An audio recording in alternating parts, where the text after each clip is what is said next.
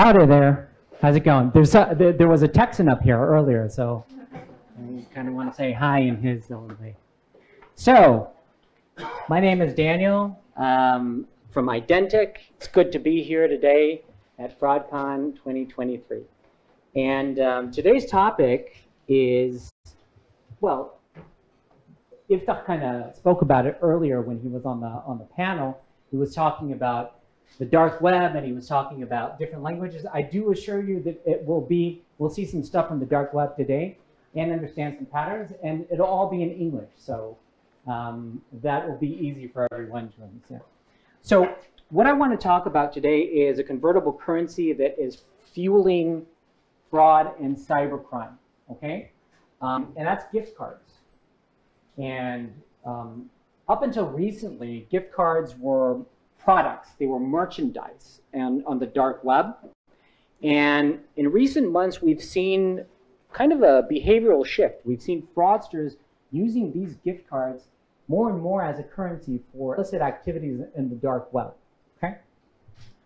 So, oh, we're here. All right, so once merchandise, now a currency, right? So just something that I want to say, I'm sure that there are a lot of people from financial services on the audience, and they're probably saying, well, you know, this is an e-commerce issue. It doesn't really apply to us. What I will try to do, and what I will argue in this short talk, is that this will eventually spill over to financial services and to other areas. And it will probably fuel fraud, and we'll talk about that soon. So, gift cards, major brands. This was collected by me or someone who looks like me or a team member in recent weeks. You know, it's always surprising to see the UI, how polished it is, until you start reading it and then you see that a category is fraud or attack tools or stuff like that. So gift cards and gift card scales in the dark web are skyrocketing. They're everywhere. Literally everywhere. And I can say something about a good proof point would be that gift cards are sold for about 40% of their real value. If you have a $100 card, then it's being sold for around 40, 42 on average, right? And that's a clear indication of oversupply. That just shows what the severity of the problem is, okay? Here's some more Starbucks and gift cards everywhere. So I want to go back to the previous point. We all know that gift card fraud is skyrocketing, but the angle that I really want to focus on is the behavioral change, them being fraudsters and fraud rings using gift cards as a currency for illegal activities, okay? And the question is why? Why are we seeing this phenomenon? Well, 4 reasons. First, anonymity properties, right? Gift cards usually don't have PIN codes in most situations. Gift cards have very, very, let's say, limited identifiers on them. It's nearly impossible to know who purchased them in real time and who is possessing them right now, right? Another point is that there's absolutely zero regulation or financial regulation on data sharing and gift cards. So it's somewhat overlooked by the authorities as well. All of this combined makes it very, very appealing for fraudsters to use, right? Because the traceability or the lack of. Omnichannel intricacies. Why do they like to use it in omni? So in other words, when I say omnichannel, in plain English, it means that gift cards come in various shapes and forms. They can be virtual, they can be physical, they can be used in different omni-channel models. For instance, what we call BOPIS, buy online and purchase in store, or BORIS, which is buy online or return in store, etc., etc. Fraudsters love that for 2 reasons. Reason number 1, again, there's no traceability. They're not leaving a clear trail. They do something online, then they go, you know, into a store or vice versa. It makes it hard to investigate from a fraud or risk standpoint.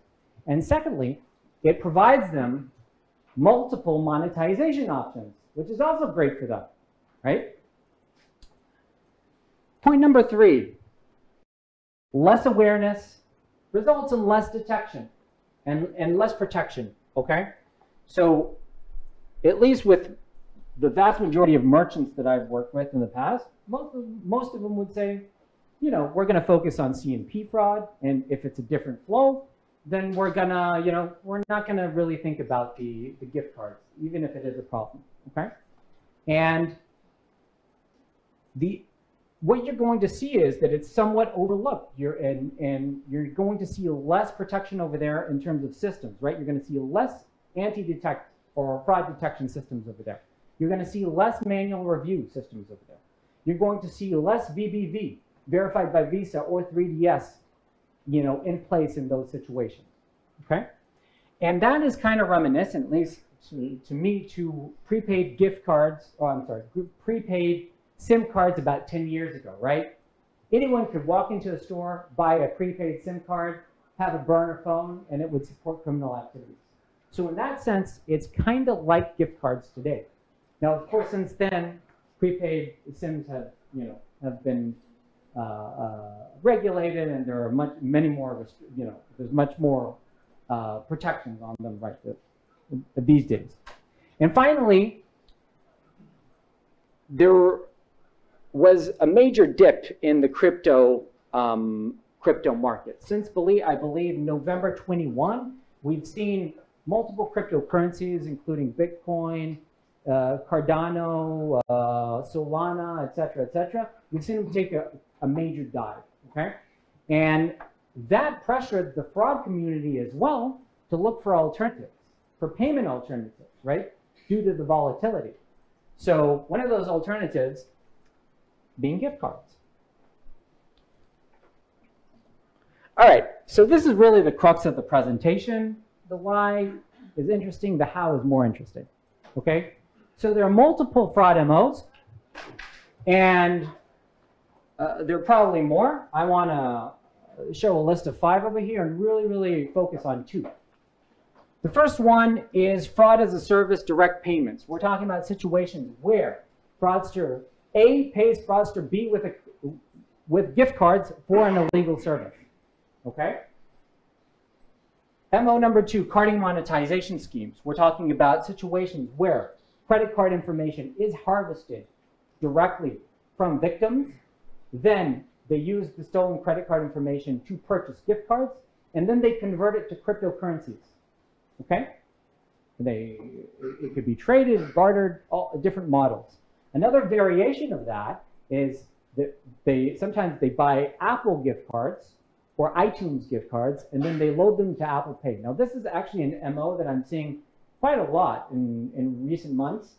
The use of Apple Pay in-store and, of course, online for online fraud, okay?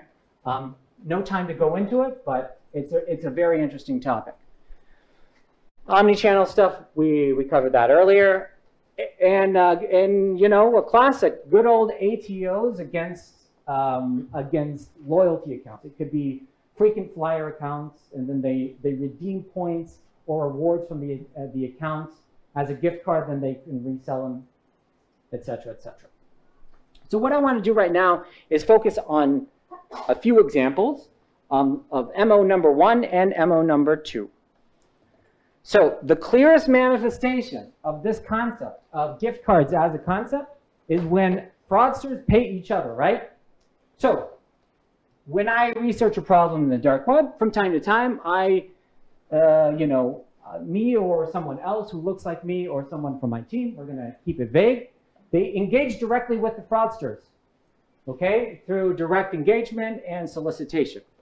So what we have here is a fraudster who put up an ad in a forum saying, hey, I want to provide services, paid services. I can set up fake bank pages for a variety of attacks, right? It could be data harvesting or phishing, or it could be other scams, okay? And assume maybe someone who looks like me spoke with this or chatted with this person, and basically, you know, they asked him a few questions about his method, etc. And a question that came up was, will you take gift cards as a payment method? And our friend over here says, yes, I will take gift cards as a payment method, even though he prefers XMR, which XMR is Monero, it's a cryptocurrency. But yes. He calls you buddy. Hey, buddy. Hey, bud. Yeah, he's a very nice man. Good customer service. Good customer service. Here's another example over here, right? So rats for sale. No, we're not talking about rodents. We are talking about remote access Trojans and remote access tools for sophisticated, automated attacks against typically bank accounts, right? It could be a variety of attacks. It could be ATOs. It could be rats in the browser. It could be man-in-the-middle attacks, et cetera, et cetera.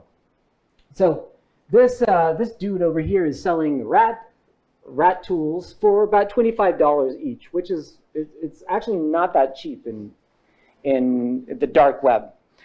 And again, through direct engagement, asking a few questions, will he accept gift cards for a service? And our friend over here says, yes, I accept BTC, Bitcoin, and gift cards. The more you spend, the more advanced they get. Very salesy, seems a bit unreliable, but I appreciate the good customer service.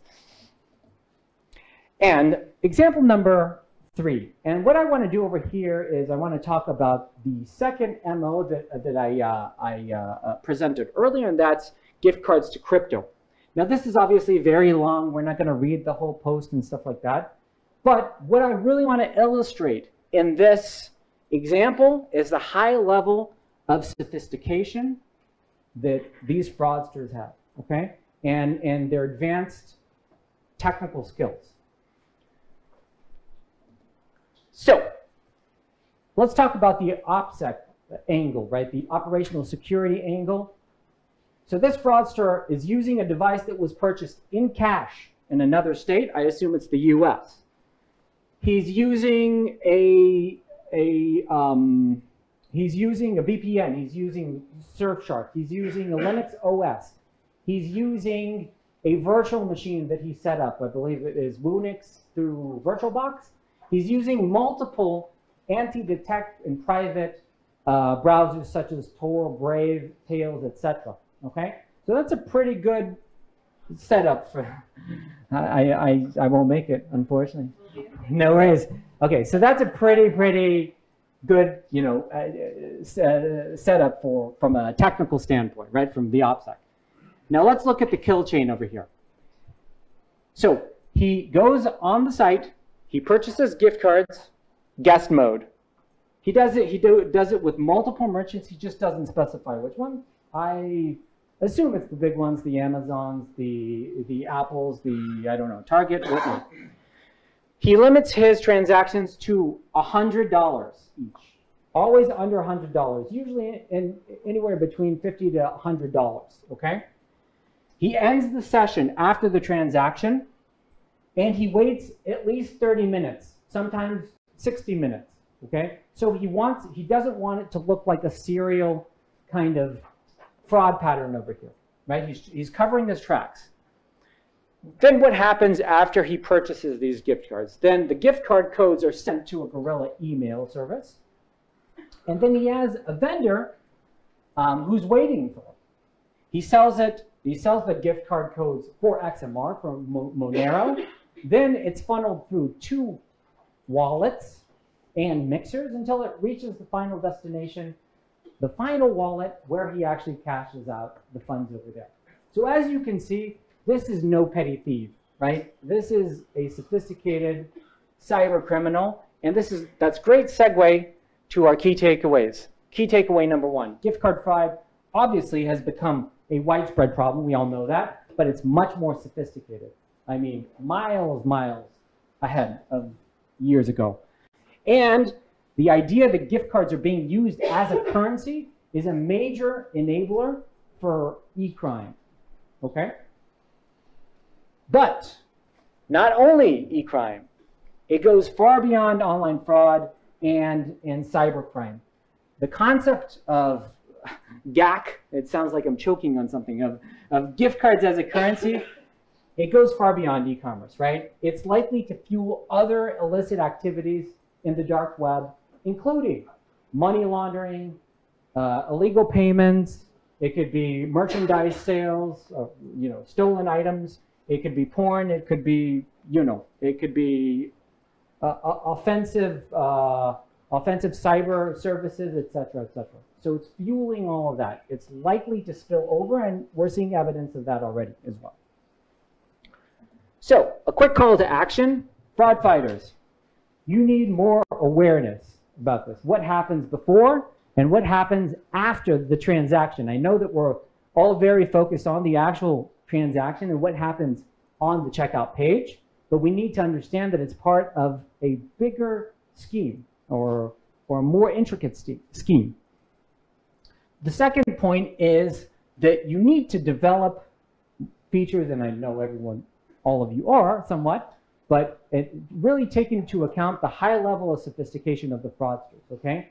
And bear in mind that in forms, they're talking about your detection capabilities, right? Specifically, they're talking about velocity checks and ways to bypass them. They're talking about behavioral biometrics and how you can behave differently to trick, solutions like that. They're talking about ways of spoofing devices and avoiding cyber intelligence triangulation checks, et cetera, et cetera. Merchants. Now, when I would work with merchants, in the test, I'm almost there. Almost there. I would hear 2 points, which I usually found to, they sounded outrageous to me. One, gift card fraud is just the cost of doing business. You win some, you lose some. As long as our margins are good, we don't really care about that. I would always say no, but I mean, you are losing much more over there than you think, and it's influencing other fraud against you as well. And the second point that I would hear a lot is, or objections I would hear, would be something like, well, if someone goes online and they purchases a gift card and then it's used for money laundering or any other illegal activity, why is that my problem, right? Because we're getting paid, we're not getting charged back or anything like that. And it's a good point, but I would always say, look, your products, your brand, your product portfolio and your systems are being exploited for illicit activities, okay? And you don't want to be associated to this type of crime. And it's time for you to take action, basically. So that's what I would say right now. I would say, look, if you should take some responsibility by adding a few defenses, more PIN codes, more identifiers, and perhaps in high value cards, premium cards, a registration process along with some KYC, okay? So I know I'm running over. Thank you so much, and good luck.